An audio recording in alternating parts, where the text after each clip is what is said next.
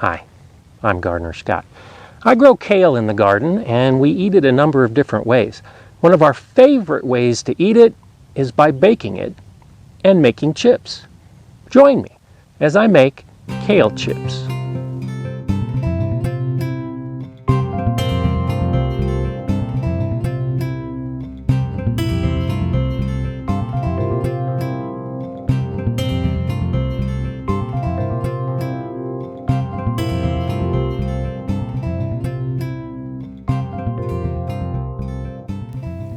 I think kale is a great plant to grow in the garden, so I have it in mind.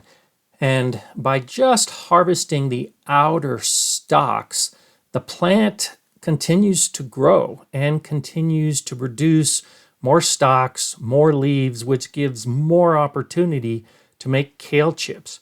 So I just cut away some of the stalks from the outside and then take them inside to wash up. Once the kale is back into the kitchen, give it a good wash. There'll probably be lots of dirt on the lower leaves at least, and you may even find some insects or other residue that you don't want in the final product. I place the clean kale on a towel and then begin to blot dry with paper towels. The leaves don't need to be perfectly dry, but you want to try to remove as much of the moisture as possible because we'll be adding oil in just a few minutes. With the excess water off of the kale leaves, now it's time to cut them into bite-sized pieces. Now you can use a knife, you can use kitchen shears. I prefer to just tear the leaf off of the main stalk. The size you're looking for is roughly the size of a potato chip. Now you can dry a leaf this big, but if you tear it into smaller pieces, now you have a bite-sized piece of kale when you bake it. Surprisingly, this isn't going to shrink much at all in the oven. So the size you choose right now is the size you can expect to eat. You won't be using the stalk, so just pull the leaves off of the stalk, place them into a bowl. We'll get to this in just a minute. Tearing works quickly for me, but remember, again, you can use a knife to cut them into any shape that you want. And the stalk can be added to your compost pile. I find that some of the thick inner stems can also be a bit tough in the final product. So as I'm tearing the leaves, I'll try to tear away from those tougher stems and leave them behind for compost too.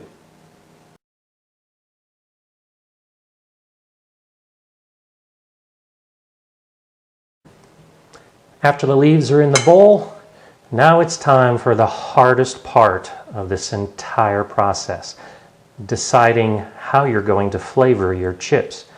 The ingredient list is very simple. It's oil and salt, but you get to decide what kind of oil and what kind of salt.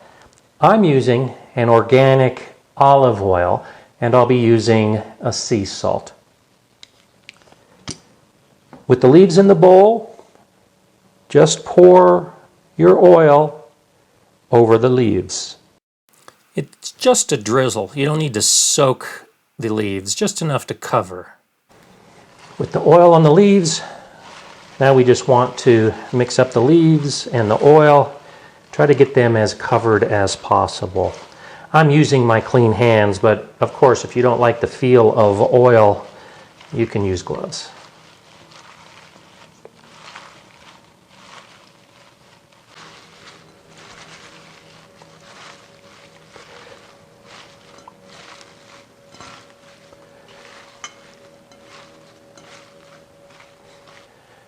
Cover some cookie sheets with parchment paper and then lay out the kale leaves on the cookie sheets.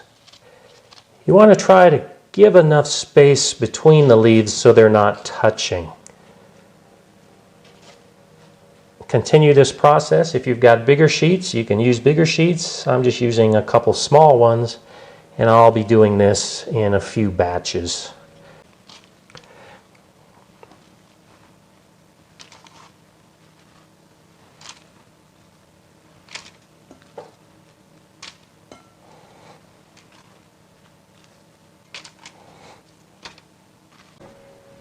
I decided to use olive oil on these kale chips because I like the taste.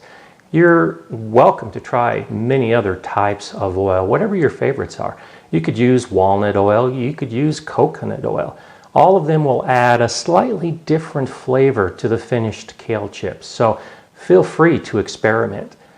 That holds true with the salt as well. I'm using a French sea salt that has a really nice coarse texture.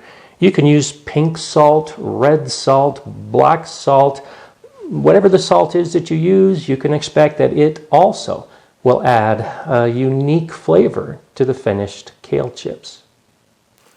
Just sprinkle the salt as thickly as you desire. It can be light, it can be heavy. I'm using this coarse salt. You could use a fine salt.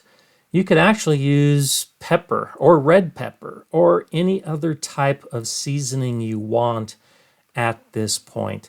The oil will help whatever you sprinkle adhere to the leaves, so feel free to be creative. A common recipe for kale chips calls for setting your oven to 350 degrees and then baking for 10 to 15 minutes. This works, but I find that sometimes the chips come out overcooked and even slightly burned around the edges. So I've set my oven to 250 degrees. I'll cook these chips for 10 to 15 minutes, check on them, and then flip the tray around for more even baking. Place the cookie sheets with the kale on the center rack of your oven and set your timer. It's been about 12 minutes, so I'll start checking on the kale. It's starting to crisp up nicely. You can move the chips around a little bit, give it a little shake,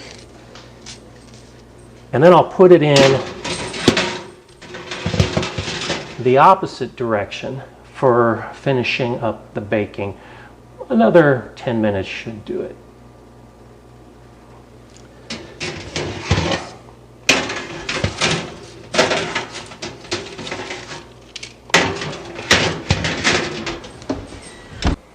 Another 11 minutes have gone by, and now they're ready to check to see if they're done. They shake and move easily. They're all dried evenly, so they're done. I'll place the chips on this platter to continue cooling, but that just takes a few seconds. Mainly, this is an opportunity to put them in a position where I can start eating them. And now we can go back and cook another batch. The color is vibrant, the taste is wonderful. They really make a great snack, so I leave them sitting around.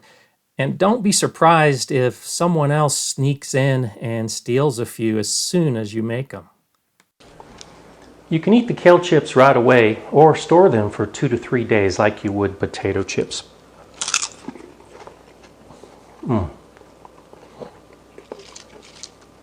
These are really good. They have that distinctive flavor of kale, but with the addition of the oil and the salt, they rise to a new level. You need to try this. There you have it, how I make kale chips.